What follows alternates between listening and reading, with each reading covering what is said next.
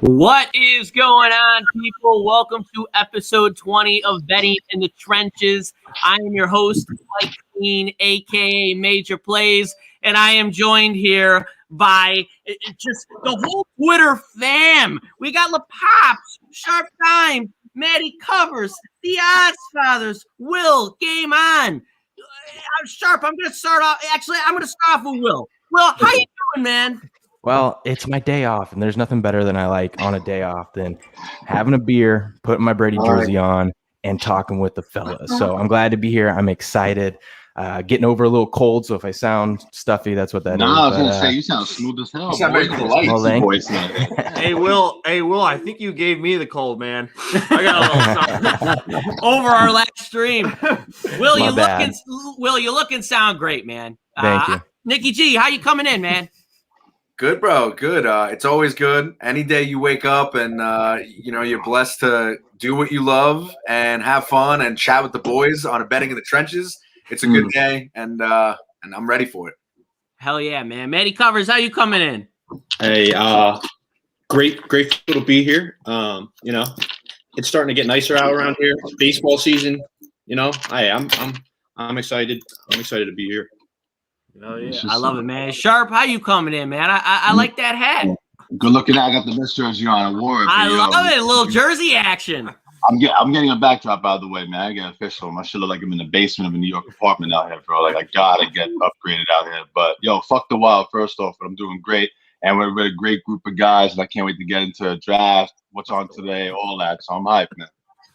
Yeah, a ton happening right now in sports. The NFL draft, obviously. I want to start off with that because we actually took a minute. Everybody was jumping in. We were all talking about it before we even got on the show. So I want to start off with that. Will, why don't you start off with your NFL draft takes, and let's just all go around and have a conversation about it. So anybody jump in at any time. Oh, man. I'm just going to start with the Patriots. I will probably be one of the ones that tell you that I don't like the pick.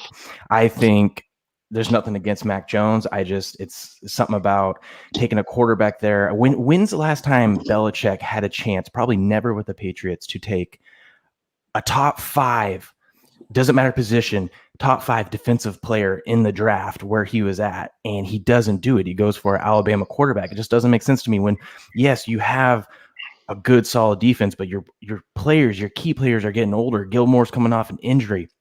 You got Hightower that sat out a year, but he's getting older. Maybe you draft a young, talented guy to learn from these old vets. And I thought Belichick was going to do that. Everything they've done this offseason is gearing up to play old school, smash mouth.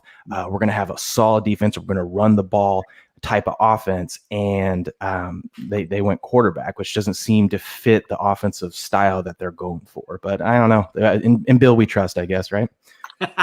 Yeah, you have to. But the man has missed on many drafts. The fact that he took Neil Harry over DK Metcalf, I don't think I'll ever forgive him for. We took Everyone thought Metcalf was going to be overrated, though. Everyone said that. Everyone's a Whiteside over DK Metcalf. So, but Will, let me. So Mac Jones, is he good because he's on Alabama and they have a ridiculous run game that opens up a nice pass game to freakishly athletic receivers? I mean, do we think, that could translate? Where he's good at, what everyone's hyping up, and don't get me wrong, he is good. I just don't know if he fits what they're trying to do or what they're gonna try to do, but he's very accurate, and that's what they like about him. Can I butt in? yeah, we're all butting in. You butt in. Go. I was going to say, I agree with what you're saying 100%, but the point that you're missing is this is Bill Belichick. So it's like if any other team took Mac Jones that early, you'd be like, he could have been there, or you didn't need that. But Bill Belichick getting to pick the quarterback of his choice to go with Jonnu Smith. And who's the other tight end they got too? They got two. And the guy from San Diego, the Hunter Henry. And a revamped offensive line. It's like, and the defense is aging, but it is good. And it's like, if he's right, you have to give Bill Belichick the benefit of the doubt, because if he hits on that, Mac Jones could be good enough with the team around him that he could be the next Tom Brady. It's a risk. Trust me, I am. Wow.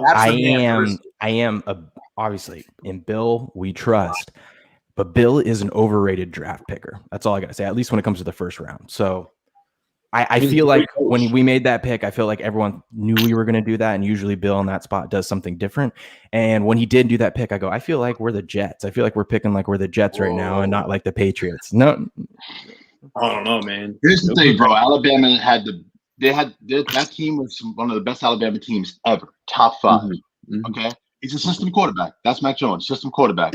If you have a good play calling offensive coordinator like Alabama does, I mean, the coaching staff is ridiculous, and their talent was freakish, bro. Top 5 in every statistical category, and forget about Alabama football history ever. They were in the top 10. Not hard to be in that system. You still got to perform. You still got to throw. He's a system quarterback. Who's good at making a system? Bill Belichick. He fits that mold. So it's a risk he was willing to take. They need a QB. Garoppolo ain't coming back, my boys. Brady's gone. Cam Newton ain't the guy. You had to take that. And they probably had Mac Jones on their board. It's like, hey, if he's available, we're going to take him. And he got pushed back, and he's a system QB. That's why he was so good. And Bill Belichick can play call the shit out of a game. So he puts the pieces around him. I'm not going to make no Tom Brady comparisons, but in a system, he thrives, and that's why he was so good in Alabama. Well, Sharp, you had a spot going last night. Did it hit for the draft? You had a prop going. So I had a prop, and I was pretty much dead in the water because I was the only one that got Trey Lance at 3.5. So no one else took it, thank God, because he went 3. Every other book had him at 6.5. So basically, it was a pick that I gave out that only I lost. None of my clients, nobody at 3.5. Nobody. So when he went to 6.5, I'm like, oh shoot, we're good. I feel bad, but we're good. And then biting me the ass, only me. Thankfully, I'd rather eat that. Now my other bet on the first round was Ravens offensive player. I was pretty big on that, and thankfully that hit. They took the wide receiver from not the LSU kid, but the other kid. David, there you go. So that hit. But yeah, those only 2 spots I had, and one everyone cashed, one I only lost, so it worked out really well. So. Nice, man. As far as the Eagles pick, right? Because I'm an Eagles fan. I love the pick, right? Because you look in the rear view mirror, they passed up on Metcalf, they passed up on Jefferson. They had to go out there, and I mean, I think the dude's a freakish athlete. He's a little small, right? He might be a little small, but small. As far as because they traded because I guess the Cowboys wanted Surtain. They weren't going to get Surtain, so they figured they'd trade up. So, I like the pick a lot. I think Devontae Smith is a freak. He's like, he doesn't blow you away with his speed, but he is fast. He's like, he's incredibly fast, but he doesn't look it. Like, I don't know. The dude's like deceptive in a way. And like, I feel like you can use him in the motion game. You can use him just to streak. I like the pick a lot. I'm excited for it. Honestly, with him and Hurts. Yeah, reunited. That could be, that could be dangerous. Yeah. That could be dangerous. So yeah, I think they wanted Surtain, but they actually went and got Micah Parsons. I could be wrong on that. Am I wrong? Maybe I'm wrong. Parsons went to he went like right after. Because they gave them 13, right? Yeah. Like the Cowboys had the 10th overall pick. The Eagles had 13, right? Cowboys they gave up a third round pick. Cowboys took third, and swapped spots. Yeah, they swapped. So here's the thing with Devonta Smith, dude. When he played in the championship game, I was watching my girl. We never watched games together as much, but it was a championship game, and I'm like, yo, I want to peep this, right? I was like, yo, that's Long Boy out there because he looks tall as shit because his legs are like 80% of his body. Yeah. So I was like, yo, Long Boy crushing. I think, his draft stock rose after the he won the Heisman, bro. Well, he won the Heisman and Player of the Year. I mean, that's rare. As a wide receiver, super duper tough. It's usually quarterback, running back. And he helped himself a ton in that championship game. His size is a downfall, but I mean, he's got skills, man. He's a great route runner. His IQ is really high. And the thing I like about him the most is his awareness is crazy good. So those little things that people don't really say that you can't really put on paper in terms of height, reps, things like that. I think he has that. So as long as the Eagles don't fuck it up, no disrespect, I'm a Giants fan. The Eagles coaching staff can't get a little, outthink the room, going off fourth down like it's Madden. But I think I think that was a good pick. And the NFL is kind of, I hate to say it, but it's soft nowadays. It's like you bump into somebody, it's a pass interference. So what do you care that he's 160 pounds? He's young. He'll grow. So he's going to gain weight, A. And B, if he's going to outrun you, then as long as you're not playing press coverage on him, he's going to outrun you, and it doesn't matter. And catch a ball, run out of bounds. Deshaun Jackson did it. Robbie Anderson does it. People can be 165 pounds and still be good. It happens. I could just totally see him being a boss too. Like, you know what I mean? Like, I could totally just I could see it. I could see him being terrible. I mean, I hate the Eagles, and I would say that'd be tough because his IQ is so high. It's tough for a guy with that much IQ and that good footwork to not be good. They have to almost make it happen. I mean, anything could happen, but I think he's got it. Is his game going to translate? And that goes for all these guys. Are their games going to translate to the NFL? You know, all 5 of these quarterbacks aren't going to be, studs. I mean, dude, how many quarterbacks a year are going to come out? I mean, 1 or 2, right? Maybe. Trevor Lawrence definitely going to be a stud for sure. See, I can't agree with that. I just can't. But well, so we did a show with Will earlier in the week, and this man down there said that he could see Trevor Lawrence being a bust. Now, Absolutely. I personally cannot. So Sharp, I'm going to start off with you because you seem pretty passionate about this one. You think he's a stud? Dude, if you've seen the way he runs the rock and how, this is an intangible, right? It was 2 years ago in the championship game where they lost. But, dude, he was running the rock. He carried that team back, bro. He's got dumb heart. He's like young Ben Roethlisberger in a thinner body. Y'all want to give him, you see the long hair, you call him Sunshine. What up, Sunshine? But that guy got heart and he got a rocket for an arm, bro. He's got a rocket for an arm, okay? Zach Wilson's arm cannot even hold a candle. I don't agree with that. Can't hold a candle to it. Zach Wilson throws the ball 80 yards. Come on. Dude, so accuracy, rocket, trajectory of the ball is better. So Zach Wilson's a better thrower than Trevor Lawrence? Oh, I didn't say he's better, but can he hold a candle to him? Yeah. No, because, dude, you know what's going to happen in New York? He's not going to have that offensive line of 24-year-olds he had at BYU, and they did not play nobody, okay? The best team in college football. That's not my argument. I agree with you that he could be both of those quarterbacks. Trevor Lawrence, as amazing, I agree with you. I'm on your side 100%. Like, I look at him and I'm like, bust. He's got everything. He should be the number 1 overall. He proved it with his heart. He proved it in bowl games and championships. But the only thing that could stop him is he has a coach who's never been an NFL coach and an organization that can't win and prove they can't win. So the only thing stopping Trevor Lawrence isn't Trevor Lawrence. It's the Jaguars. Well, what makes Trevor Lawrence good? I mean, really. What can he do? What can he do that's just exceptional, that sets him apart? Be mobile, run, improvise, accurate, smart. So I agree with what you guys. I agree with everyone saying. He's got all the talent. That's obviously there.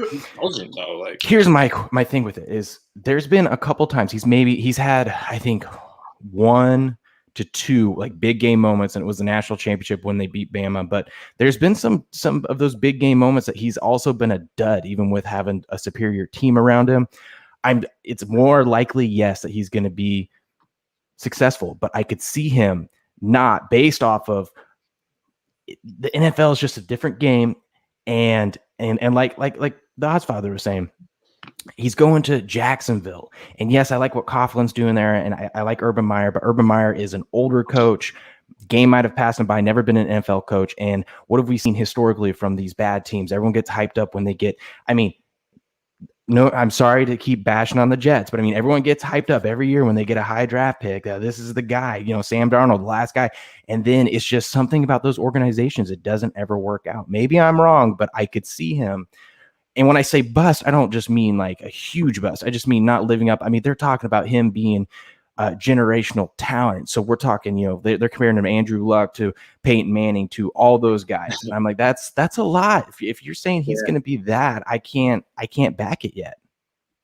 It's just it's so stereotypical. The number 1 pick, the Clemson quarterback. Mm-hmm. I just feel like he just was a good college quarterback, right?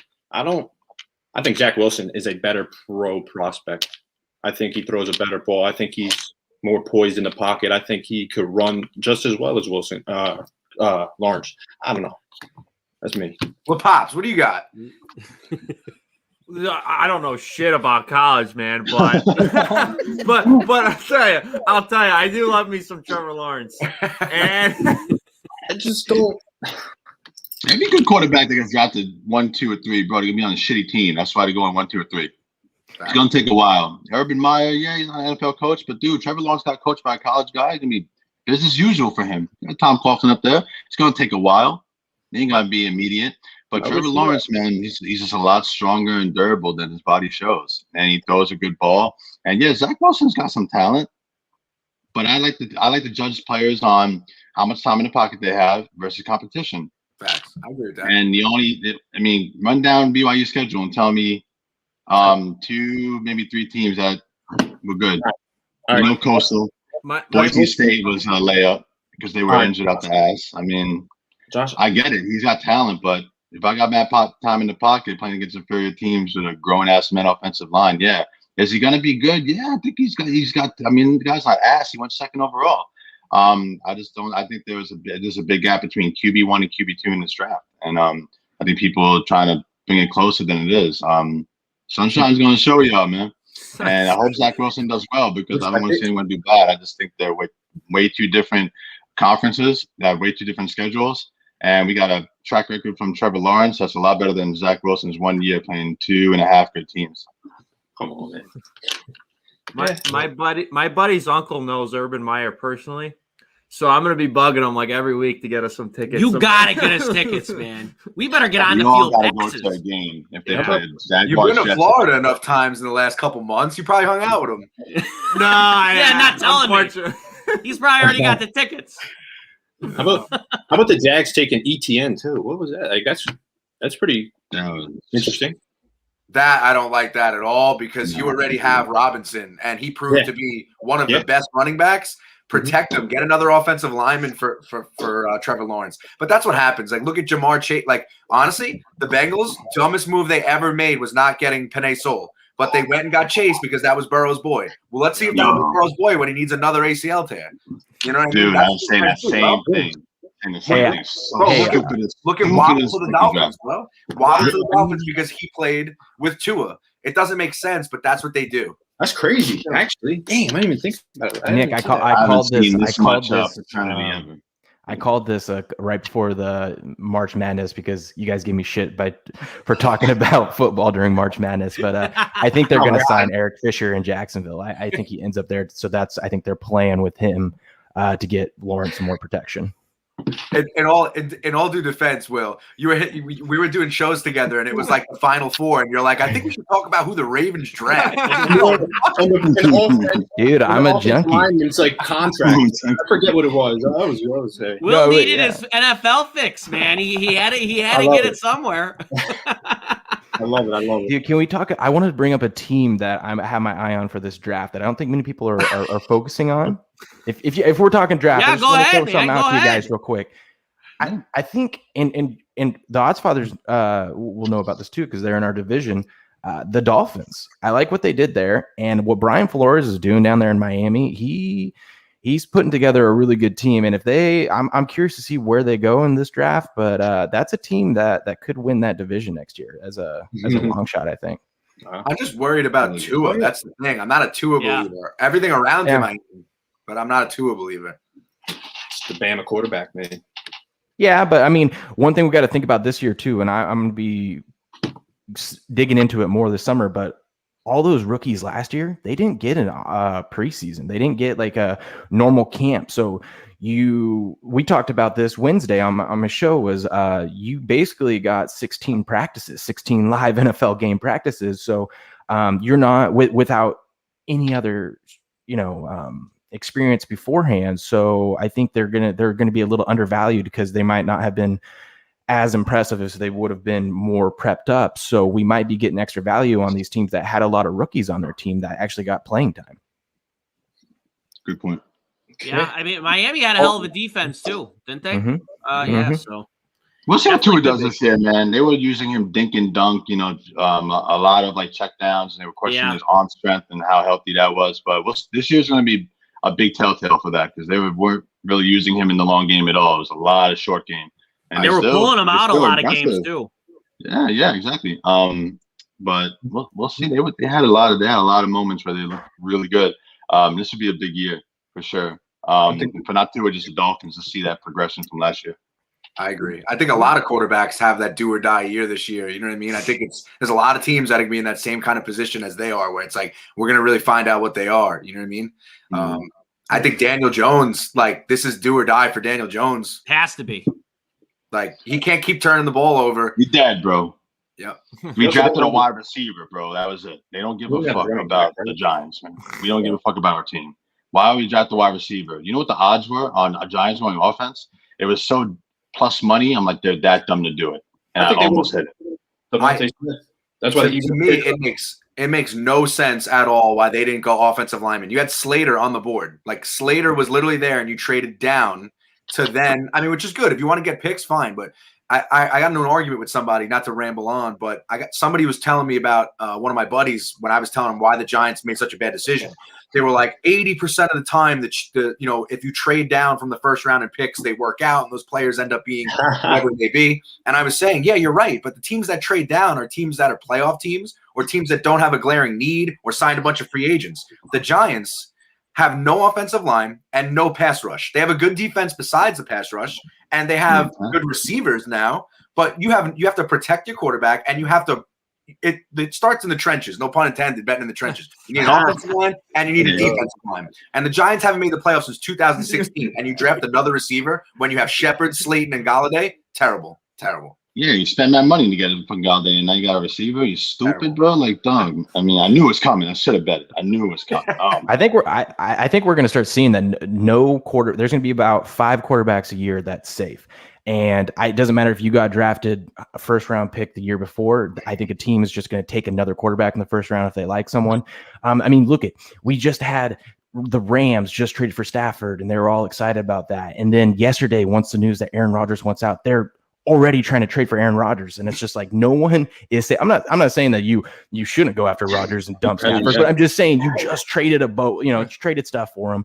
I don't think anyone's safe really, and you got your Mahomes and Rodgers and Tom for the next 10 years because he's going to keep going. But I really think people are going to move fast because in the NFL, everyone's very impatient and they realize if you don't have the guy right away, you're just going to take a gamble on another person. Aaron Rodgers is available, bro. You're going to give your first one for him. I don't give a shit. Everybody's making a call besides about 3 teams, which is the Bucks, the Chiefs, and the Ravens. That's it. I'd give up Jalen Hurts and Miles Sanders. No, it's gonna take a lot more than that. Yeah, you saw what the Niners offered, man. They offered everybody. Well, you know what? I mean, the Packers have done this before. I said this yesterday on Twitter. The Packers did this before with Favre. They dictated where he could go when he came back and demanded a trade because they were going with Rodgers. And you imagine seeing Brett Favre sitting on the sidelines? That would have been a travesty. They can't keep him, right? They can't keep him.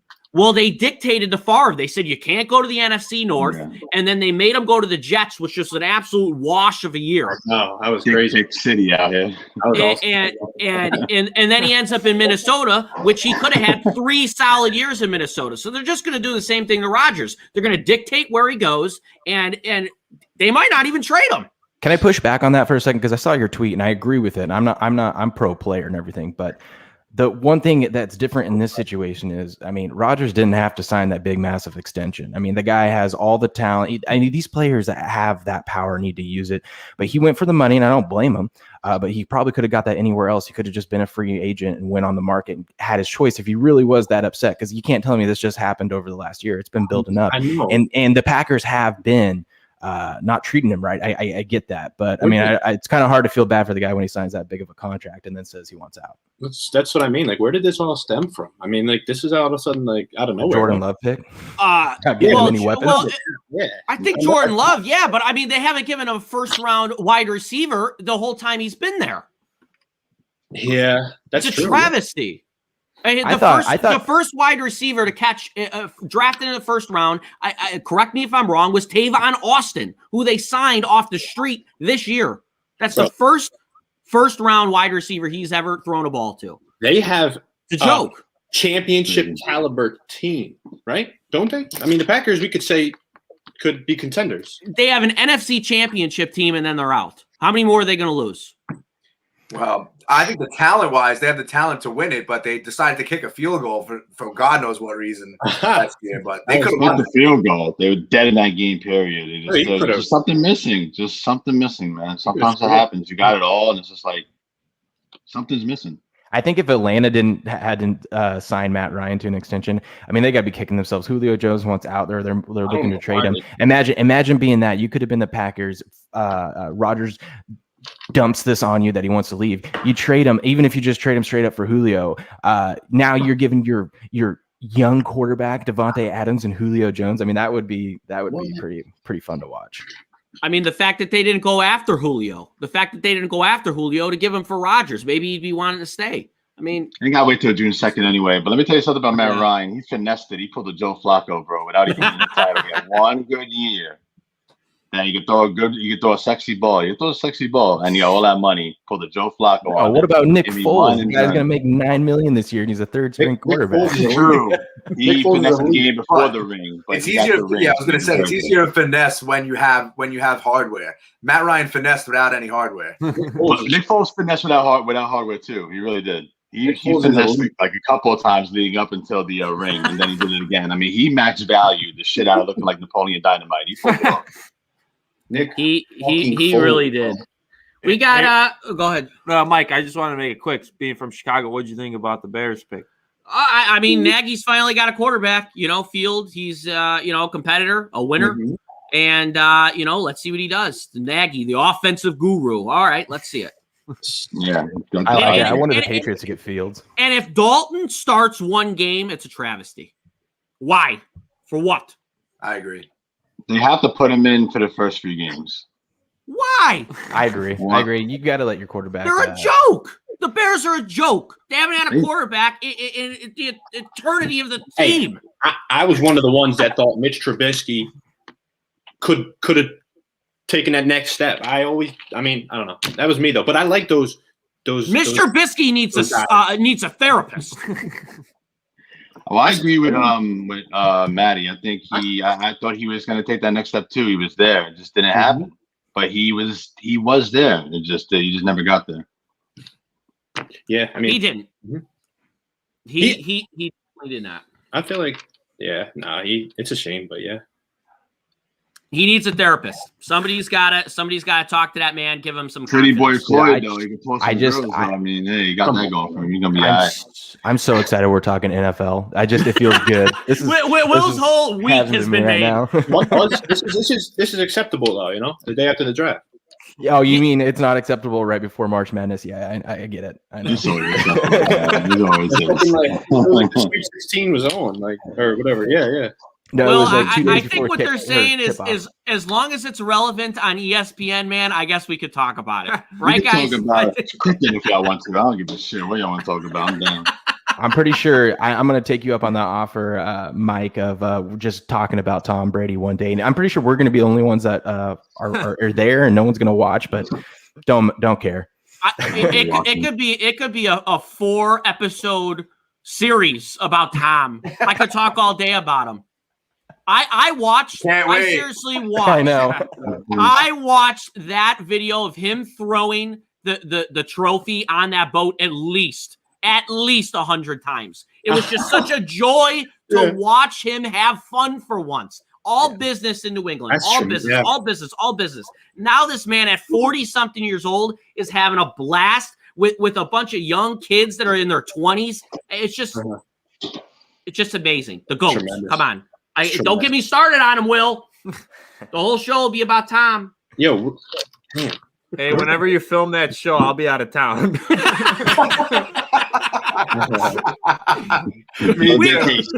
too. We don't know if you're going to be out of town Tuesday. We never know you, man. We He'll never be hanging know. out with Brady. He'll be in Florida. Nick probably hates us the most. He's like, I spent the last 20 years just watching this guy tear us apart. Now it just never ends. Yeah, you're right. He definitely and he's still talking shit about the Jets. He's not even in the division anymore. Still butthurt about that playoff game. He's still butthurt. Guy's got 6-7 rings. Get over it.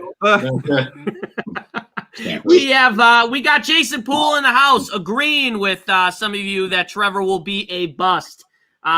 Gavin Gunnels, 17. Maddie's a goat. Hey. Maddie covers the goat. Hey. We got Lily's John. Sharp, I believe that's your boy. Yeah. Am I saying that right? Bills gold. Yeah. Bills don't give a shit. Yeah, he's a big Bills fan. You know how they are, man. Bills are nothing. Yeah.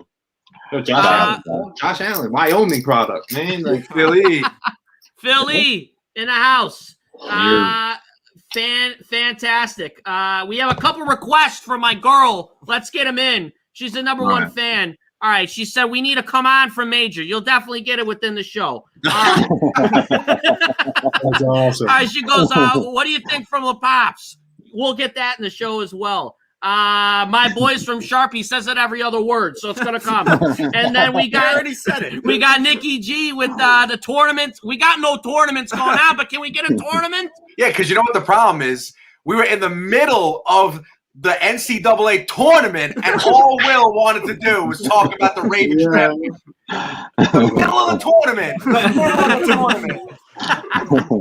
I absolutely love it. I absolutely love it, boys. All right, so let's get into the picks today. We normally start off with MLB. We'll do that again. Nikki G, I'll start off with you. You got any spots for MLB today?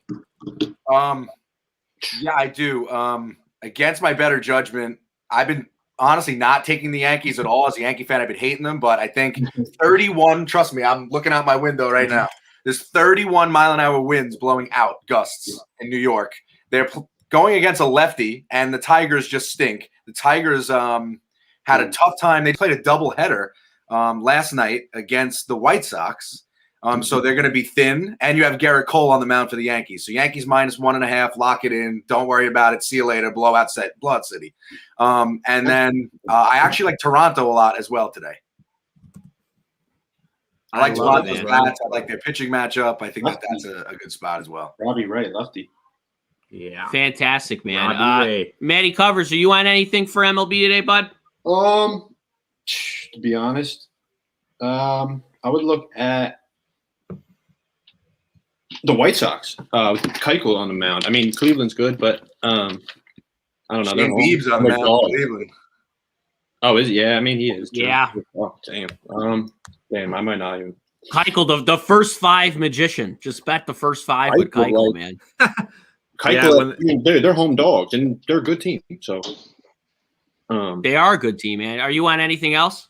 As of right now, I would have to back Nick with the Yankees. I mean, Garrett Cole. Why not? Mr. Blank check out here. Detroit sucks too, yeah. And they start coming off a doubleheader. It's like, but dude, the Yankees are just, I don't know. So awful. They've been terrible, and I've been as you know if I'm a fan of a team, if they're doing good, I'll be Mr. Optimism, and if they're doing bad, I'll be Mr. Pessimism. But they've been absolutely atrocious. But if there's ever a spot for them to have a game again where they go out there and win 11-0. If this isn't it, playing a team off a doubleheader who sucks with a lefty against a righty lineup, with Garrett Cole on the mound, and 31 mile-an-hour winds, they're never doing it. It's a big confidence game for them too. They need to win. They need to win this. They've been so iffy. Aaron Judge said it. Aaron Boone said it. The Yankees are taking last at bat into the next at bat, and that's the biggest thing that they had this year. They just, for some reason, they can't get out of that mindset. And when your star player says that and your manager says it, it's a real thing. So these shit teams they're playing, that confidence should come back, and I think that takes care of that mindset they've been having for the past couple of weeks. So yeah, this is a big series for them. No doubt. Sharp, are you on any MLB as of yet? Yeah, I got to play. I really love Pittsburgh Pirates against the Cardinals. I got a little write-up too. I just finished this write-up actually kind of in the when the Trevor Lawrence talk happened, everyone was like, pounding me. I'm like, let me just finish the last couple sentences. Love the Pirates. Cardinals played yesterday. They used a lot of energy after beating Harper on Wednesday, especially. Brubaker hasn't given up more than 2 runs in any of his 4 starts, and he's faced potent offenses. He really has. And the Pirates, man, you guys see them here and there. They're beating some really good teams. But Brubaker, if you look at his numbers, is really good, and he hasn't played no slubs either. St. Louis has exactly 5 at-bats against them. I love going with the pitcher that another team hasn't seen, especially when you would think it's a layup for, let's say Cardinals on paper, right? Aesthetically, you're like, yo, Cardinals all day. Anyways. Give me Colin Moran to hit a home run in that game. Ooh, what's the odds on that? Well, it's like, all right, so it's Moran to hit a home run and Pittsburgh to win like plus 900 or something. Ooh, okay. Yeah, that might be well. I might throw like a little quarter unit on that. That's pretty dope because I got Pittsburgh winning, so I just need a home run. We got to throw some runs. Quarter unit.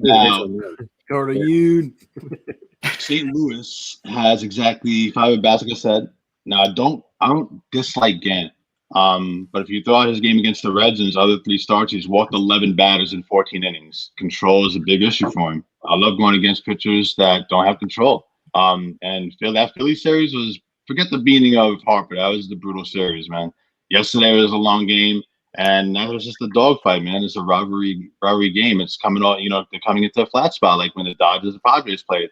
A lot better of teams, but same mindset, right? Definitely same mindset. Molina being out is always a deal breaker for me, of course, right? I mean, he's the captain of that team, especially in the pitching staff, and guy like Gant with no control. I think not having Molina in there is just another benefit for me. And Shield used 4 arms Thursday and 5 Wednesday. So that bullpen is beaten down, right? They use a lot of arms, man. They really have. It's a big thing. And they're on the back-to-back, essentially, coming in on this game. So it's not like they had any time to rest. And that includes Miller throwing up both days, and he didn't look that good yesterday. He had the lead. Here's the deal. Going into last night, both teams had an identical 12-12 records, right? But the Pirates won 5 of 8, and they're much, much better against right-handed pitching.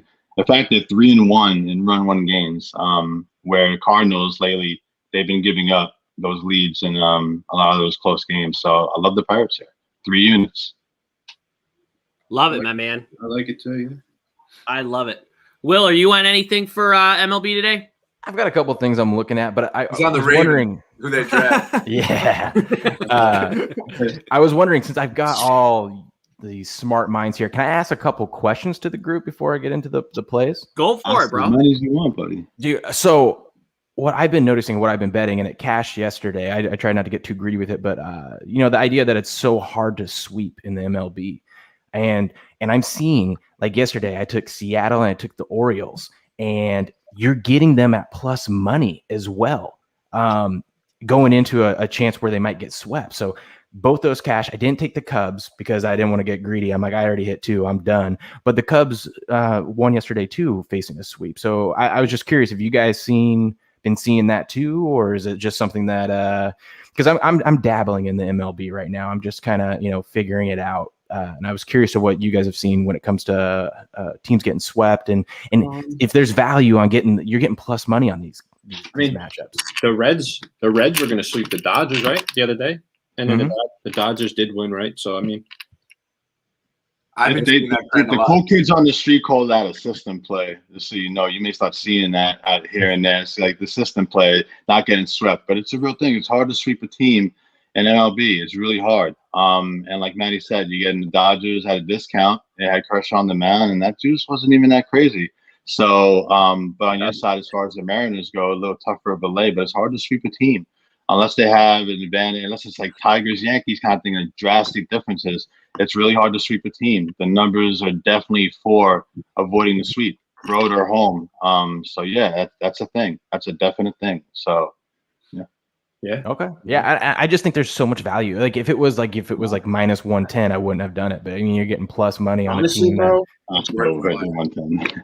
Honestly, like I there's a lot of value in like other stuff. But yeah, no, I mean I hear you. Like I like a lot of the NHL bets, but I don't want to jump ahead. But okay.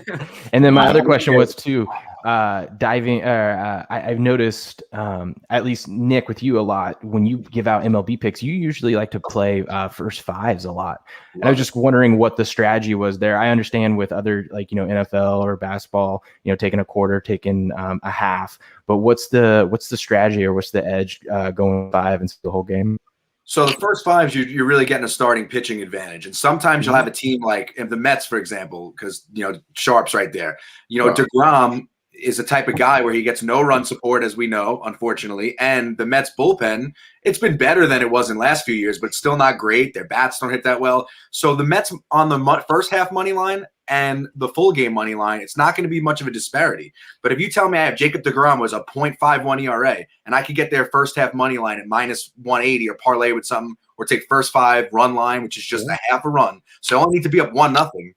There's so much more value than taking the full game when you have so many other X factors. There's so many outliers. The bullpen, the bats, pinch hitters. Does the weather change by the time it's the 6th or 7th inning? I love the first 5 play for me is I love it more than quarter plays in basketball and football. I love it more than period plays in hockey. I think it's the most. And when you have a starting pitcher, like let's say you have a day where you have Cole on the mound, deGrom on the mound, Bieber on the mound, Rodon on the mound, all 4 of them. What are the chances of hitting a 14 parlay full game? It's never good no matter who's on the mound. But if you take a first 5 inning 14 parlay, even if they're all -200s, still going to pay out nice. And 4 aces, 2 out of 3 times that they pitch are going to go out there and be an ace. So that's why I love the first 5s. So Okay. Yeah, touche, definitely. Starting pitching, it's all about that. I mean, so mostly to go off that, absolutely. And another bet that I like is that I just found. It's the most hits. Who's going to have more hits, right? So if you have Garrett Cole on the mound, the Yankees should have more hits, right? Today, I mean, than the Tigers. You would assume, right? Definitely. So they're only Definitely -175. I mean, I feel like that's a pretty respectable number. But at the same time, deGrom was on the mound the other day, and I think it was like 4 hits to 2. So, I mean, that was the Mets are hitting, bro. They're getting all the heat on WFAN. They're getting it all. Yo, Oswald, you still live in the area, bro. It's bad. Yeah. Forget the Lindor talk. I mean, we ain't hitting, bro. It's bad, bro. And you can tell the players know it because, dude, that deGrom game, it was worse than normal no-run support. Okay? I mean, bro, they had the bet out there looking like fucking Greg Maddux. I'm like, Jesus Christ, this is crazy.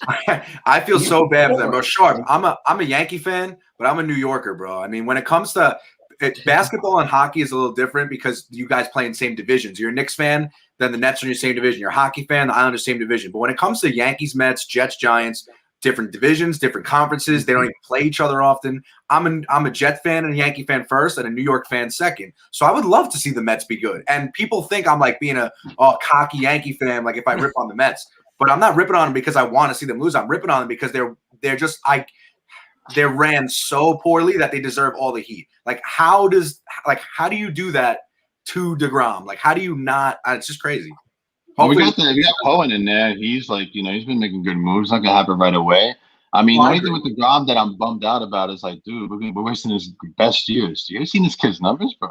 It's insane. God, nuts. It's stupid. He continues to pitch like this for another few years. ERA. What?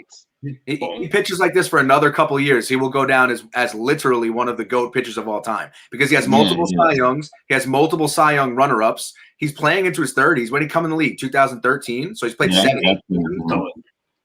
Dude, he won the Cy Young with a fucking losing record or a 500 record. It's just crazy. He's disgusting. Get the most strikeouts in 4 games or whatever. 40-something. Sucks to talk about, man. When we had that run against him and Syndergaard and I'll end on this note, so it's not like shut up about New York for everybody else listening. But I'll end on this note. For the first 3 games through DeGrom's season, or first 4 games through the season, he had more hits personally than hits allowed. Huh.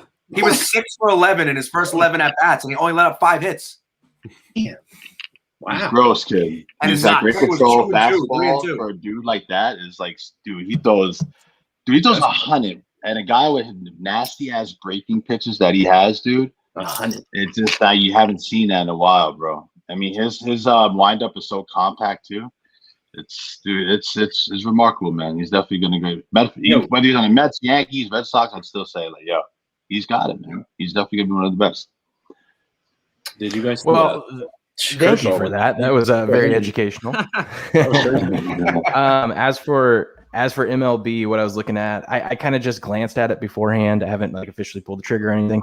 I was kind of going against what the Oddsfather was saying. I was looking at Detroit plus 1.5 because you're getting plus money on it. I've been doing pretty well with plus money bets in MLB. And when Nick was saying that the weather is bad, I think the Yankees win, but maybe it's just a uglier game and you're getting the plus 1.5. I don't know. I haven't pulled the trigger on that. I was just kind of glancing at it. I was looking at Atlanta money line against the Blue Jays, but since Nick feels so good on that one, maybe I'll look at the over in that game. Hey, listen, man, I don't ever think if you go the other way and you win, I'll fall on my sword. No, I was looking at Robbie Ray. He has a losing career record. His career ERA is 4.24. The Braves had a terrible game against the Cubs yesterday. Maybe today they get the bats rolling. I don't know. Yeah. So I was looking. You're going to give me plus money. I'm looking at the plus money bets. That's what I'm doing. But maybe we'll go over. I don't know. I haven't pulled. But one thing I did notice was it's kind of one of the things I'm not on the Dodgers a lot this year. I try to pick and choose, and so far I've been picking and choosing pretty good. But anytime you can get Dodgers on the money line at below minus 150, I saw this morning minus 127. I mean, how do you not just auto bet that? Because that team's just too talented. No matter who they're getting that price because Bauer got beat. The Dodgers lost yesterday, right? I didn't watch the whole game. I know they were down there. Okay, so you're getting that price because of how they've been running lately and Bauer going down. It was like I wouldn't say he's blank check Garrett Cole out here, but he got paid, man. He's got skills, so I think a lot of that goes into this game. Who's pitching for LA? I know you mentioned Robbie Ray. He's going for Milwaukee. Or am I way off on? That was for the Jays. Okay, I was going to say to the Jays. I can look it up now. Robbie Ray's been pretty good so far this season. His ERA is in like the mid twos, I believe. Yeah, 2.81 for Milwaukee. And but see, my idea there, Nick, is he's been good, but I kind of usually in that situation, and like I said, I'm dabbling in the MLB, but I tend to think things swing back to the norm. So he's been doing well now, but we might get a value. He's not unhittable. No. I agree. The only reason my thought is on Toronto is because their bats have been hot. There's been games where I faded them against good pitchers, and what was it, Scherzer, and they put up 9 runs that game. So I mean, they have a really good young team, and they're only going to get better as the year goes on. I'm glad it counts for like 6 of them, right? But no, I mean Atlanta Braves more. I love the hits, but they're plus money, so. I mean, and that's pretty much what I'm looking at in the MLB. Toronto will have. I mean, I don't know. I got a couple other leans. A moon count in this place to fill. Get this my shameless plug out of here. So Pirates definitely a play. Over in Toronto, Atlanta, digging that. Chicago, light lean, and hockey. Yeah. Oh, no, sorry. Way off. Colorado, my bad. Colorado, team total over 3.5. Light lean there as well. But Pirates now officially, so. Like it.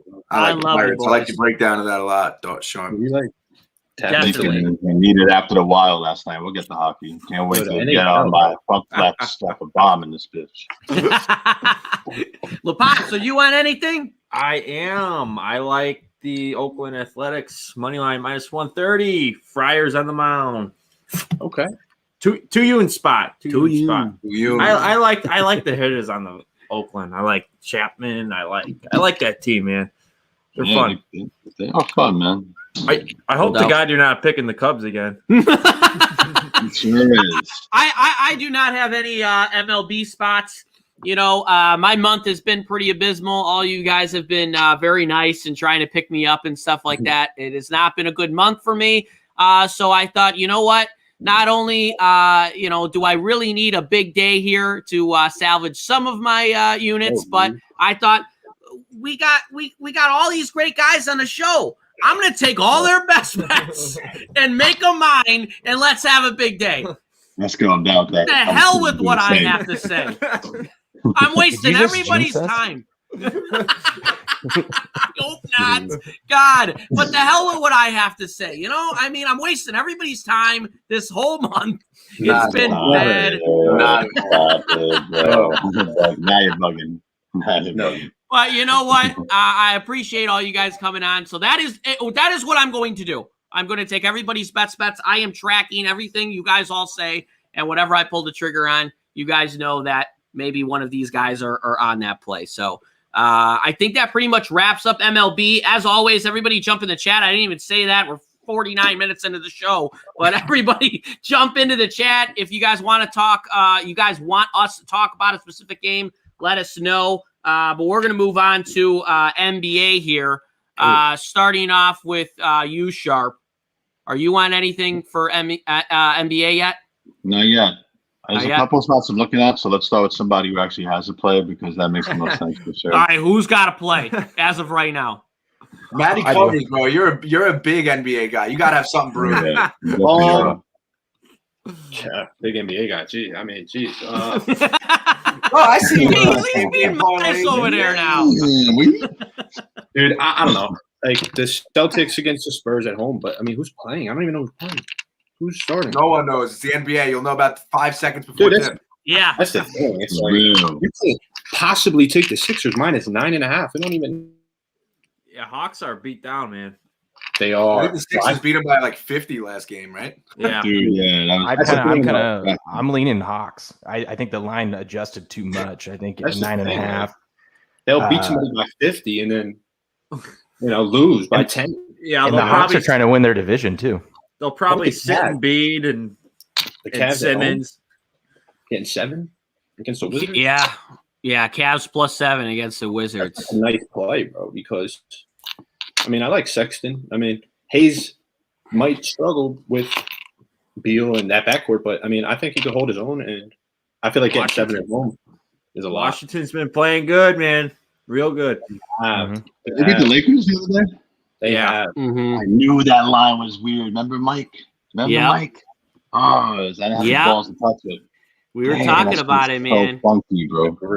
Funky as hell. Not only a line guy. All these lines have been, man. I mean, what's the one today? You got to pull up here. What's the one today? I mean, look at the Bucks and the Bulls. I know Giannis is out. Fuck the Bucks, man. But it's a pick'em? Fuck the Bucks. Dude, yeah, they exactly. Fuck the Bucks. But it's a That's the pick'em? play I called out Chicago. Milwaukee. I thought it was fucking baseball. Yeah, I'm like Chicago, man. That's crazy, dog. Chicago's like a team. Well, they'll go out there and beat such a weird game for me. I would personally stay away because Chicago's the type of team where they haven't been playing good and they're playing the Bucks, and you'd be like, nah, I'm fading the Bulls. And Bulls would go out there and end up blowing them out. But at the same token, if you look at the splits this year, the Bucks without Giannis don't lose. They literally don't lose without Giannis unless everybody rests. But so I don't want any part of that game. How long did he play yesterday? Somebody asked me that. 1 minute. That's what I saw. I didn't know if it was. Yo, I took him under 9.5 rebounds yesterday. Oh, nice. Easy cash. Beautiful. What else we like to call it? I'm looking at this like, what? 1 minute? I thought my phone, I thought it was glitch. I mean, I think it's safe to say right now in the NBA, and it's kind of been the story the whole year, but right now it's just so difficult. You like Oddsfather said, you don't know who's in, you don't know who's out. The Clippers are notorious for that. Kawhi, his pinky finger hurts and he's out for the game 10 seconds before tip off. So I don't know. But Will, do you have any spots locked in as of yet for NBA? Yeah, I've been looking at a couple things. I haven't really liked the NBA, as you guys are saying. I haven't really liked it. The lines just seem all weird. You can't get a grasp. I've been saying this for weeks now. I can't wait for the playoffs to start because that's going to be a whole different ball game. But a team I'm thinking, and you probably should just fade me on this one because every time I go against the Jazz, it doesn't work out well. But I'm looking at Phoenix minus 4.5. They are on a tear. I've liked them all year long. I've cashed on them a lot. I do have a ticket of 10-1 Phoenix winning their division that I tweeted out in March. With these fellas, we did a stream about it. I go, dude, I like Phoenix. I love Phoenix. They're in first right now. And so, I mean, I know 4.5 seems like a lot, but it seems like these games in the NBA lately, these teams end up just they end up running away with, even if it's close all the way down to the stretch, they end up winning by like 8 or 9 with how things foul out, people foul down the stretch. So I'm not afraid to lay the 4.5 with Phoenix. I think the Suns could win outright. The Jazz aren't the same team without Mitchell, and the Suns play good defense, so they could bang down low with Gobert. I like that pick. I think the Suns could win outright. They should. They should. They're favored to. So Yeah, that's one I want to touch. The Bulls game I'm definitely interested in. I know when I was running down my games, Who are you on there, Sharp? The Bulls, right? it wouldn't be Milwaukee for sure. The lean right now is the Bulls. Right. Yeah. When I was reading the games and you said, "Well, Billy Spoil you," I'm like reading at my left not hand, put the like, shit. Yeah, but Chicago, I'm looking at hard. Milwaukee, dude, they're like where they're gonna be, man. They're where they're gonna be right now. Look at the standings, dude. They're 3 games back from the 76ers. Not many games left. Yeah. I mean, honestly, you know, I'm not saying they're gonna lay down. No team's gonna lay down, but you know, the Bulls, look where they're at, man. They got quite a bit to play for. They're still in the mix. And I know you can't go off only on that on the cap. But you know, no Giannis. The line's kind of saying a lot. I want to see some buyback on the Bucks because I want to get the line to 3 again. That's where I really like it. So that's why it's nothing yet, but it's still early, and all these recreational bettors are gonna wake up late. You know how they normally do. It's about wake up time, bacon and eggs time in this bitch, and we're gonna see another wave, and hopefully it comes on the Bucks. I'm hoping it does. Bacon and eggs. Nah, I like the Bulls. I like the Bulls. I don't recommend this, but I do have a teaser play that I pulled a trigger on with. So I a 5.5 point 2-team teaser. I teased Atlanta up to 15. I just don't think it's going to be another blowout. And then I tied that with Orlando at Memphis. I'm getting plus 18. I don't think. I mean, Memphis has been playing great, but you're going to give me 18. I'll take it, and we'll see what happens there. I would look at Cleveland as well. I like Cleveland too. I'm buying that game the other way on a teaser. Actually, I have a 2-team teaser. I got Wizards minus 1.5 and Lakers minus 2.5. Okay, I like that. I like that.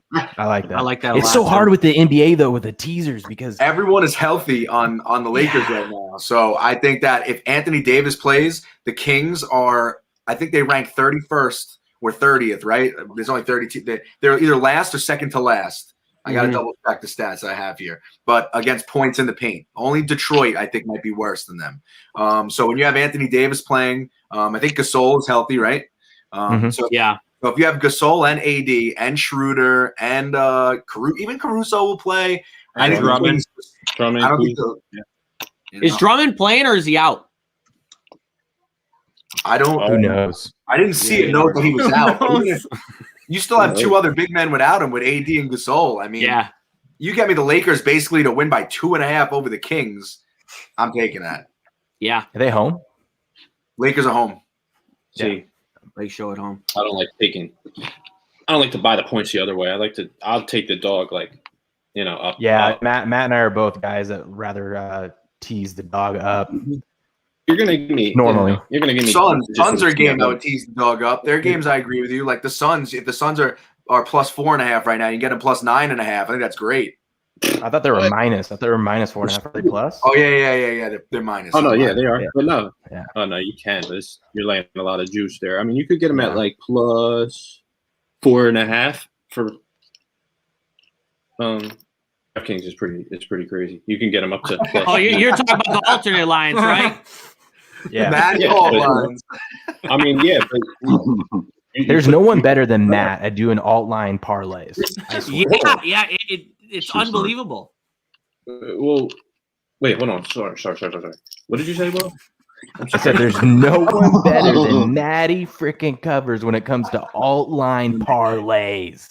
He was making sure you weren't. He was making sure you weren't giving him shit. Yeah, you got to square up. We're about to take off. It's like 14 watches and fuck you up. If I had DraftKings available in Washington State or FanDuel, I would be just tailing everything Matty does. I still do try to, but.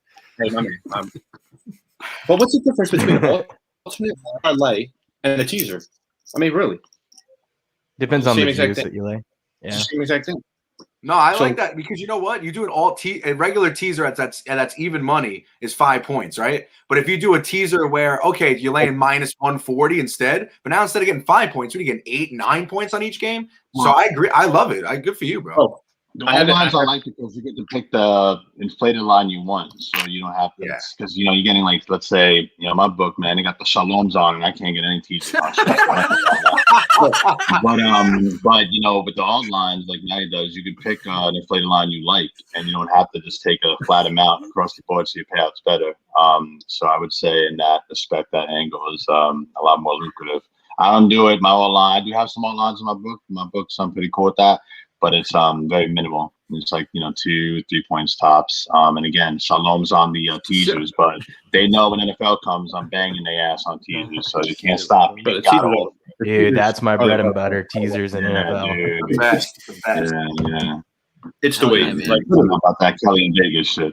Getting 7 to 10 points on teasers in the NFL is stupid. the NFL too. NFL too, bro. Especially when you can tie it into totals. I'm actually surprised that they offer it. Like, I love his reaction. I feel like Vegas always like wins, right? Like that's a quote unquote thing. Football nowadays, if you have a game that the spread is like under 6.5, and you could still do a 3-team 10-point or 2-team 7-point teaser, and the fact that they offer it on games where the spread is that low, for the price they offer it, you get a 7-point teaser at -120. You get a 3-team 10-point teaser at -120, -130. I'm shocked that they still allow that because I take it every single game that's on. I always do it. Yeah. Dude, I love teasers, bro. Real quick, can't believe it. What I was talking to some guy at the book, and he was like, "Yo, I always take what Vegas, because you just said Vegas always wins, right? So he's like, I always take what Vegas needs to win. So pretty much, I mean, I guess that's just like fading the public, right? But because if the public's on a, I mean, you got to really like think about this. It was crazy. The way he broke it down was like Vegas always wins. If they always win, then why don't we bet with Vegas? Because Vegas doesn't make their money on sports betting. They make it on parlays because imagine how many, smallest parlays come in the entire planet through Vegas. They make their monies on the tables, on the slots, and the big bets they could take on the chin. Sports betting for them is like really not even that big of a moneymaker. If we're just talking Vegas and not Jersey, for example, who's just a book. But going against what the book needs, if you live in Vegas, that's dope because the risk guys are there, and if you're cool and you're a known face, like like my boy Larry, like they, dude, we're getting killed on this McNeese State game, for example, right? So that's good stuff for sure. But Vegas makes a ton of their money with like the parlays and like those heavy money line favorite parlays too. It's also like, why do you see FanDuel and DraftKings reposting that person that won the $5 bet that paid out $20,000 or something like that? Why do they promote that even though they just took a huge loss? Because they want everyone to do it. Be like, this could be you.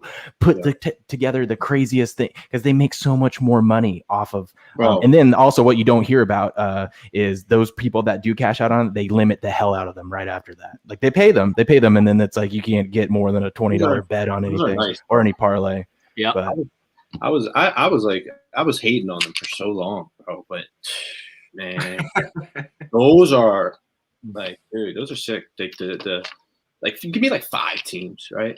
And plus 10,000, right? I mean, it's worth it. It's worth it, I think.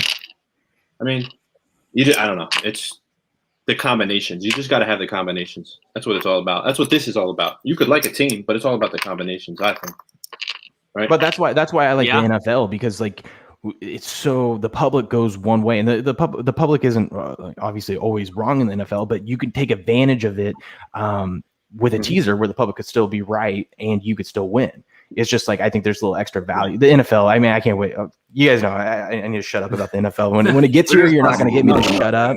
But we all love the NFL more than anything. We're busting balls. I know. I'm just like there's so many different ways to win in the NFL. It's I can't wait. Yeah. No doubt. Bailey Willis, I've been waiting to throw this comment up here since we talked about the NFL again there. I'm going to throw this up there. He's rooting for the 49ers to be dangerous this year, or he thinks that they will be. So I think a new name in the chat. So thank you so much for joining us. LaPops, are you on any NBA tonight? I like the Wizards -7, man. They're 2 spots away from the 8th seed. They've been playing out of their minds, Westbrook, Beal, and I think they could be dangerous in the playoffs too, man. I really like that team a lot.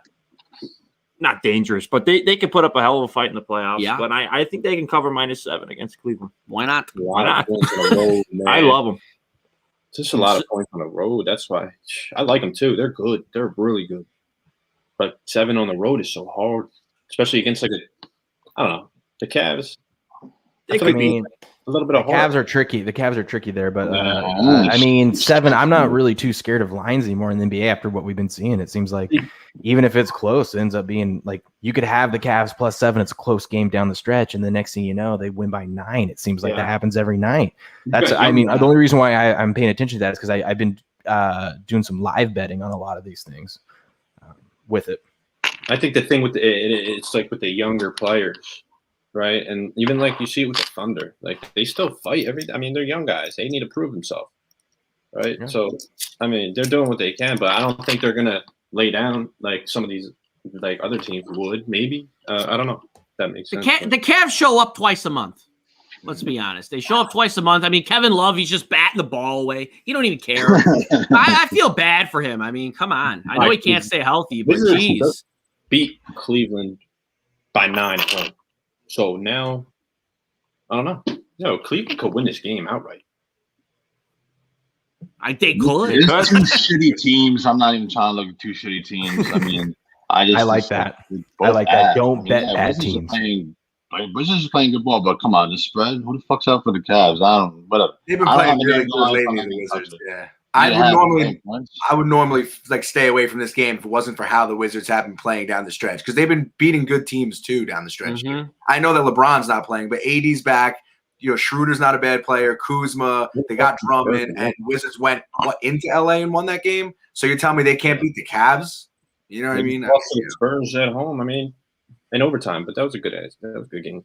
But someone didn't play that game on their team. The game they played the Spurs, someone didn't play. Dude, I wish I could bet because all I can see is will Westbrook get a triple double. I wish I could bet no because the yes is like a favorite. I would just bet no if I could get the plus money on it.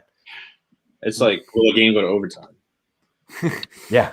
Rebounds prop tonight for Westbrook is a great prop because the Cavs, since they got rid of Drummond and Kevin Love is just Kevin Love, unfortunately, in his own head. They don't have anybody down low who could really do that well. You know what I mean?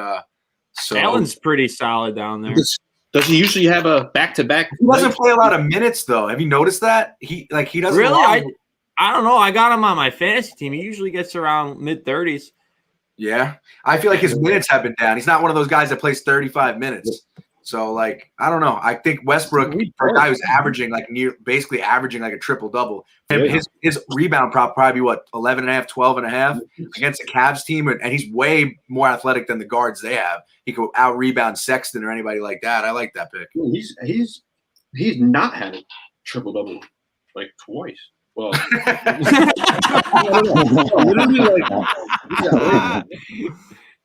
he is averaging 20. Jeez, 21, 11, and 11. That's crazy. He's averaging 11 boards, and the Cavs are a below-average rebounding team as a whole. So if his prop's 11.5 or so, 12.5, I think you got to take it. Yeah, Mike, I do have a take on the not to get ahead of you, but one of the questions in there is the over on the Atlanta Philly game. Yeah. I was just going to throw that up actually. So what do you guys think about that one? I think if you think Philly's going to show up again, then you go over because I think you're going to get a better Atlanta. But if you are kind of leaning more towards betting Atlanta and think Atlanta's going to dominate, I think in that meaning that Philadelphia is not going to show up again or show up tonight, then I would go under. That's kind of how I look at it. It depends on how high you are on the Sixers today is how I would play it. Right. What do you guys think about that? I wouldn't even go near it. I'm worried about part of it. You don't know which Sixers or Hawks team wants to show up. So yeah, I'm worried about the Hawks scoring a lot of points. Yeah, with all their guys out. Yeah. Hey, I'll tell you. Couple weeks ago, man. I tell you, I was kind of just slithered my way in the playoffs, but I picked up Kelly Olynyk in the free agency, and he has been absolutely killing it in Houston. In fantasy, yeah. Yeah, he's averaging like 20 and 12 right now. Wow. Kelly Olynyk, baby. It's insane. I'm so far out of it in fantasy. My 3 keepers, I mean, real quick, just because you touched on it. I had Tatum, AD, and KD. Those are my 3 keepers. Yeah, and AD and KD, they've sat the whole year, so good, terrible. But are you on anything else, Pops? I was kind of leaning towards the Spurs plus 4.5, but not official. Not official. I think Celtics are resting a lot of people that game. Oh yeah, shit. I don't know if everyone's resting, but I think Kemba and Tatum might be out. I don't know about Brown. Kemba again? He just sat his ass out. Yeah, but even if they were playing, you never know what you're getting from the Celtics. I mean, God, that team is they're hot one night, cold the next. That's a teaser look to tease up right there. You got the Spurs at +4.5, maybe get them +9.5. It's interesting. Hell yeah. Yeah, a tough defensive team, if they're going to come out and play hard the last few games here. Yo, what do you get 5.5 for? Like, what are your teasers? What do you? I get 5 is even money, 5.5 is -110. 2 teams, right? 2 teams. Bro, I'm pretty sure you can get 10 points with 2 teams. How much? What's the juice? -315. I'm gonna look at It's like -120 for both teams. 2-team 10-point teaser in basketball is only -120. Yeah. What? Can I deposit 50 grand right now? I was gonna say, bro, I'm gonna fucking remortgage my house. I got 50 bands right now. I'm gonna show you right now. Yeah, no. Manny, what are you talking a teaser? Or are you talking like a alternate line parlay? I mean, until you could tell me what's the difference. It's basically the same thing. You but get 10 people points that get on 2 technical teams out there, at 120. It don't matter how you got to do it. Yeah. That's what you got. Then I'm definitely we need to talk. All right. I deposit 50 grand. I believe you. I want to get on the book though. Atlanta Hawks, right? Atlanta Hawks plus. Okay. What are they laying? They're +9.5 right now. Yeah, +9.5.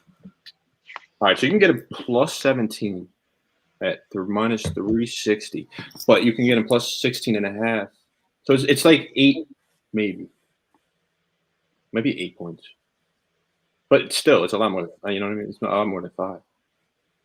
So a 2-team 8-point teaser is what, -120? Not on my book.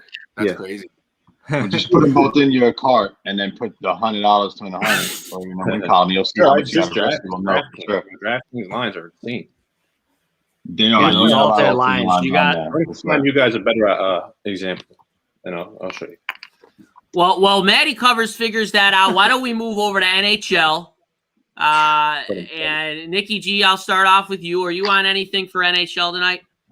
I am. Because I'm a degenerate, so like anything else, even though it's a small slate, I find something in the mix. I really like the Avs tonight. I think that the only problem that the Avs ever have when they do lay an egg is that goaltending can be once in a while become an issue, depending on who they start in net and what team they're playing. But I think the Sharks at home are the type of team where the Avs can let up 3 or 4 goals and still win 5 or 6-4.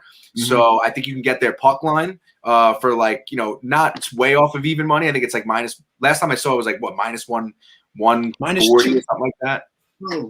Dude, -2.5 is the puck line right now. Well, you could get -1.5. I guess I'm saying like you get -1.5 for around like -130, -140. But I would also parlay them as well. You could take them and the Knights money line parlay. That one's -210, one's -290. You parlay them together money line. You got a plus money parlay.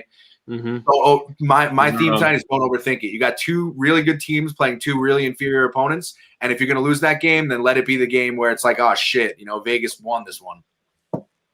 Yeah. Hey, Manny. Oh, sorry, brother.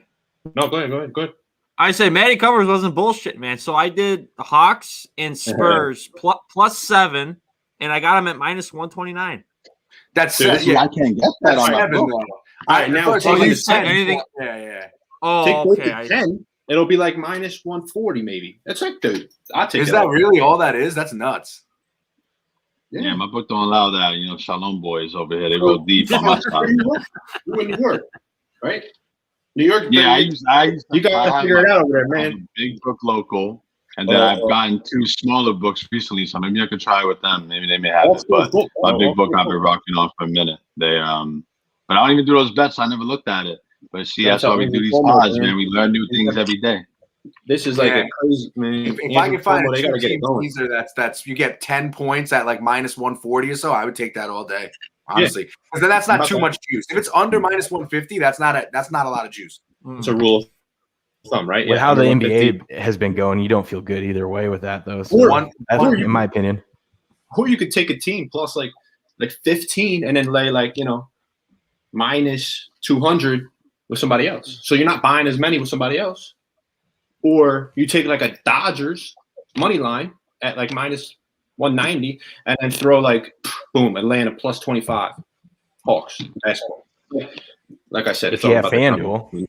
the combinations. I mean, right now, I just do the alternate spreads in. Just a little perspective here. I mean, you can go less number or whatever you want, but you got the Hawks plus 17 at minus 360. They got the Spurs plus 14 at minus 420, and you're looking at minus 175 odds. It's too much juice for me. Too much juice. Okay, now But you can bring those down a little bit, and you're looking at Take them down around about half a 150, point. 140. I guarantee you, it'd probably be like, take it down like a half a point. You got it. Or maybe Let's just do a full. Maybe let's throw do in a a full point. 13. But Nikki G, are you on anything else for hockey while we figure this out? That's the only thing I would look at as well, is if you want to get crazy and if you're someone who's like, oh, I'm playing with house money. I had, like, me personally, I had a really good week this week. I'm playing with a lot of house money, so dude, I hit a couple parlays, and I had one night where I had a sweep, so it was like, I remember we talked that night. That was six. I hit everything that I had on the card other than the White Sox hit. They were postponed, and then they played yesterday, and they ended up winning both those games. So I literally had like a 12.5 unit plus the White Sox games, about a 15 unit sweep.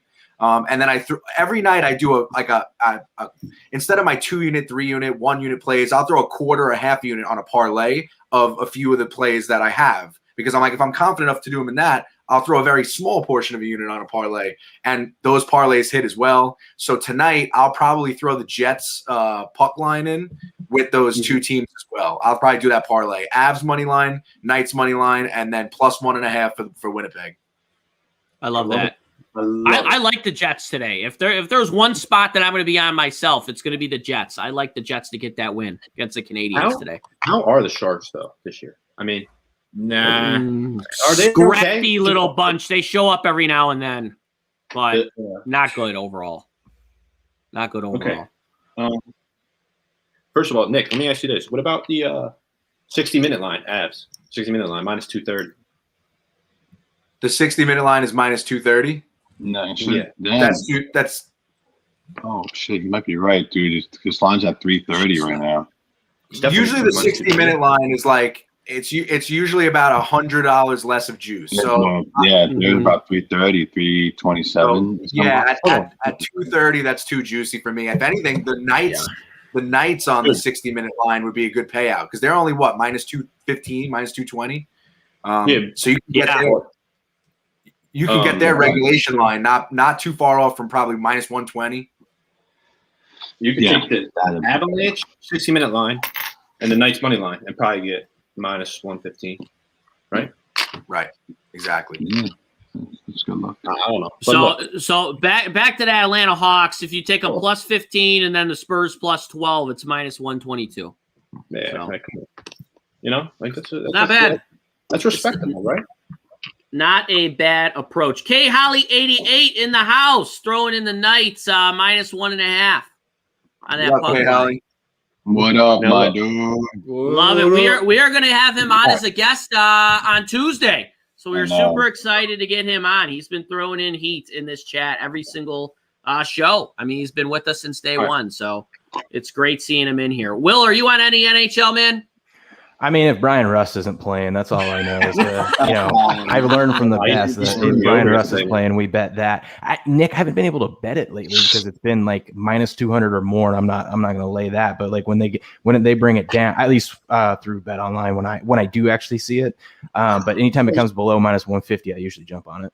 Yeah, him and Sidney Crosby, the Penguins, they just shoot every night. The Penguins are among the top of the league in shots, and because they play in that division, a lot of games they'll play the Devils or they'll play teams like that give up a ton of shots on net. So if I would say that 75% of the time, taking Rust and Crosby over 2.5 shots is free money, because the Devils they'll play the Devils 4 games in a row and the line will be minus 150 and the Devils will have 35 shots on net.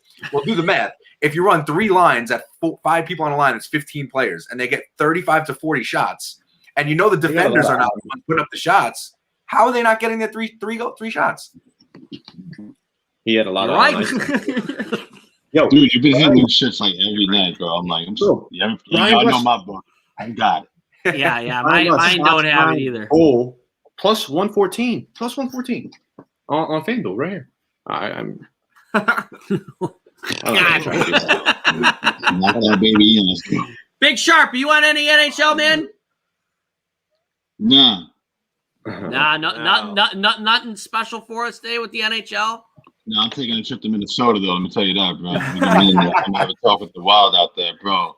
They can suck my dick all the way from the back, bro. They lost. I was going 3-1 lead 2 days ago. They came last night. Dude, flat, bro, flat. And then they came back and made it 4-4 with they were down 4-2. They did exactly what the Blues did to them. Control the overtime, one giveaway in the neutral zone. Motherfucking flipped it like a pancake and it was over. I'm like, bro, what? Dude, it's just so weird, bro. It's a tough. Brutal. I looked at hockey and there's just nothing there. The spots are pretty juicy. So we'll wait until tomorrow. But baseball we pretty heavy for me today. Yeah, I mean, I'm gonna beat the fuck out of the Minnesota Wild player, bro. And I know they can fight, so I'm like, yo, bro, I'm getting one punch in, bro. Hey, pick the smallest guy out there. Goalie, bro, come through, son, come through. Yeah. Well, the Blues, in respect to the Blues here a little bit, they are fighting for something, and the Wild already did secure their spot in the playoffs. So they probably were just a little, The Blues have been hot, surprisingly. Yeah. Bro, that's the weirdest time of year to get hot, but yeah. This is it right here. Sharp Dimes is just keep rubbing it in. Keep rubbing it in. We talked yesterday. I'm on Sharp's side. I can't believe the Blues are hot right now because they were so bad all year. Listen, we lost and it happens as part of the game. I knew the spot. I knew the Wild clinched, and I'm like, I still like it. I like that they wanted to end this. They wanted to get the event on the Blues, who were here and now here this season. And especially after the beatdown, he took in early April, 9-1 and a 3-2 close loss. That was my angle. 13 and home is the home fave. 12-6 on revenge angle. Last 30-day timer. The 6-12 for the Blues as an away dog as well. I thought even the Wild did have that 3-1 lead in the first of the 2 games last couple of days, and they blew it. And that shit happens. Last night was a little odd because I felt like it was going to be a reversal of story. Even though they didn't deserve to kind of get into OT, but they did the same thing to us that we did to them, and then OT, they just couldn't close it out. So at least I didn't lose by 3 goals, where I was like, damn, way wrong side. It sucks, but fuck the Wild, bro. Fuck the Wild. Maddie covers you on any NHL real quick? Yeah, so I love the Avs, obviously. I've been on them for a while, right? But they're plus 2.5. I'm just messing around. They're minus 2.5.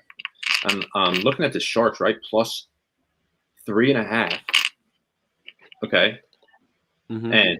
And I mean, you're just asking a team to lose by 4 goals. I mean, that's just that's tough, right? But then I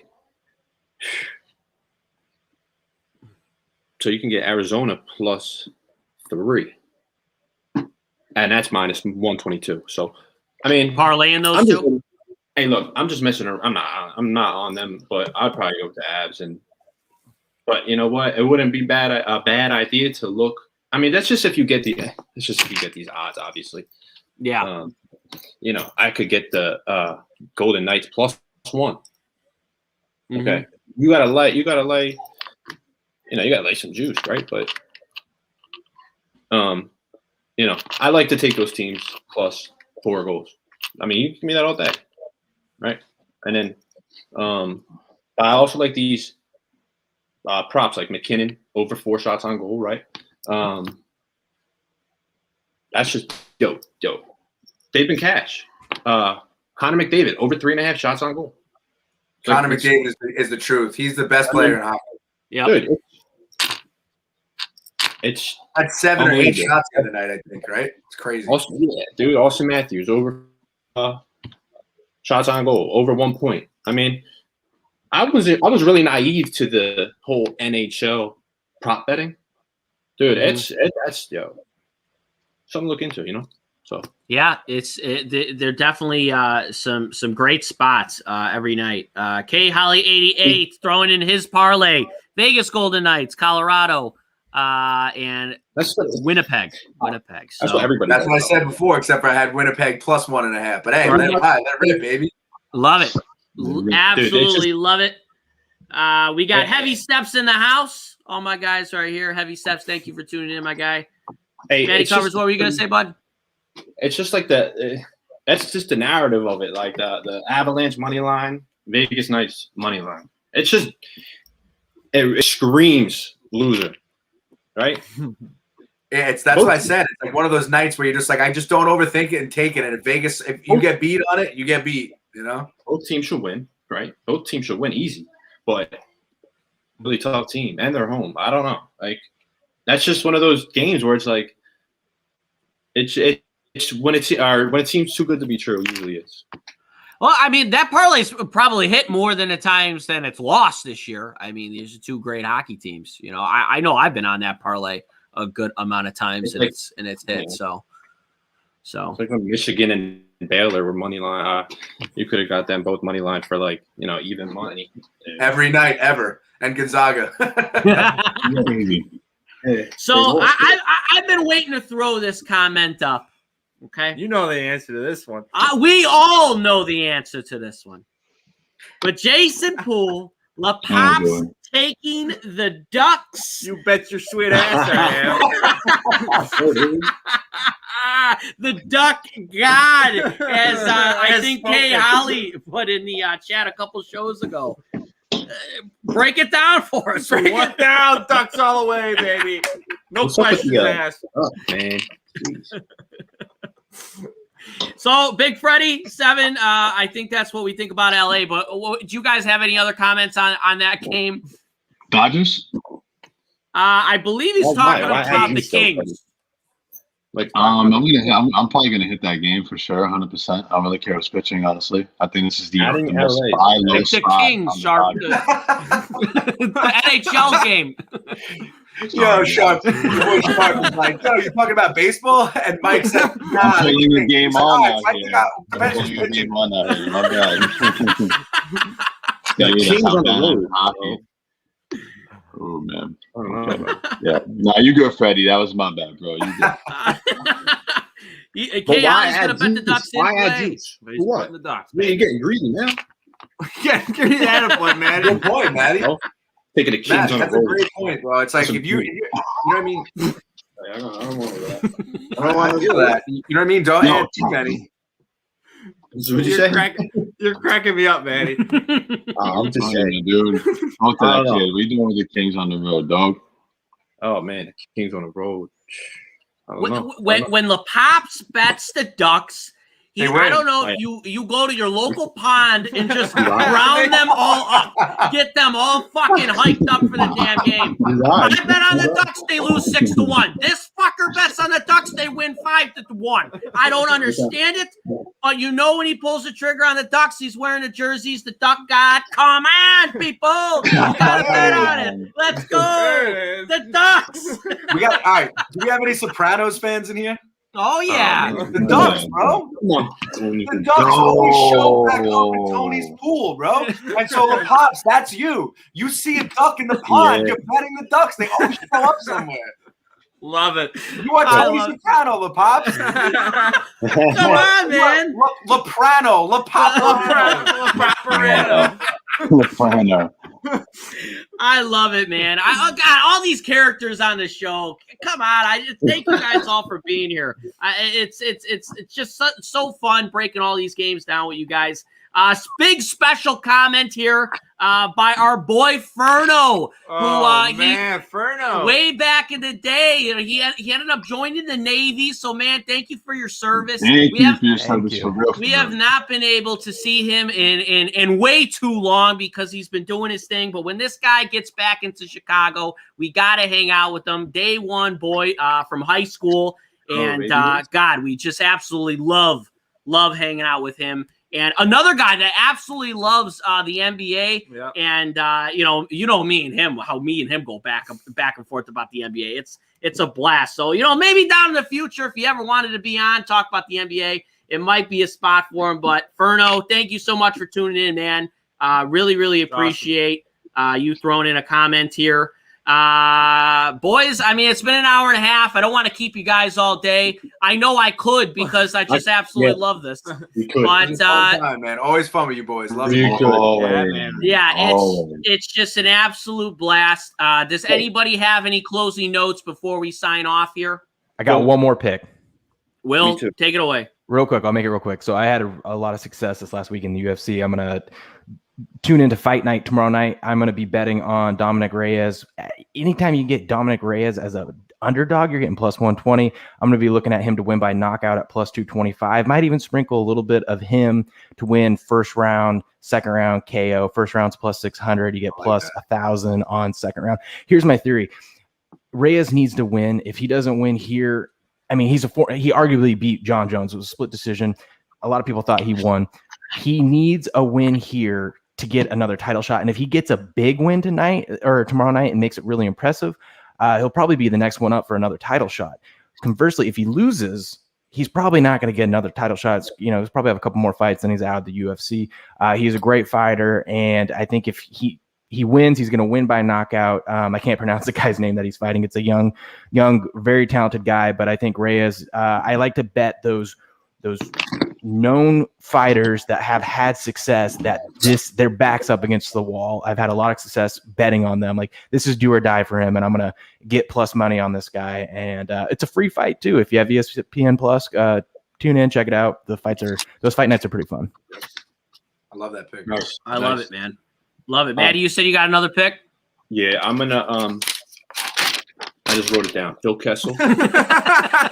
Phil Kessel, over 2 shots on goal plus money. You send it, okay? You do this. Cash it. Send it. Yo, I love it. My boy Maddie is on these NHL props now. I've been saying NHL props since Nam, bro. Let's go. Just say, yeah. Let's just say the Coyotes are down, right? They just start chucking on goal, right? They just start putting them on. Put him on. I like it. Phil Kessel, baby. Phil Kessel, man. He looks like he's like 60 years old, but I love it, man. Phil Kessel. Why not? Why not? Nikki G, you got anything left to say? I think I talked enough, boys. I'm sorry. No, I love it, man. I love all you guys being on here. Sharp. Any final words? Man, nothing, man. Good luck today. I hope you guys are strong, man. I'm riding out here. Thank you all for making the time, man. This was dope, and we gotta do this again. This is a lot of fun. We got to. Excellent. Yes. Absolutely have to. This is by far the Twitter fam. LaPops, you got anything left to say? Go Ducks. Go Ducks, baby. As always, everybody stay looking good, stay looking fresh, and let's win some cash tonight, people. Come on.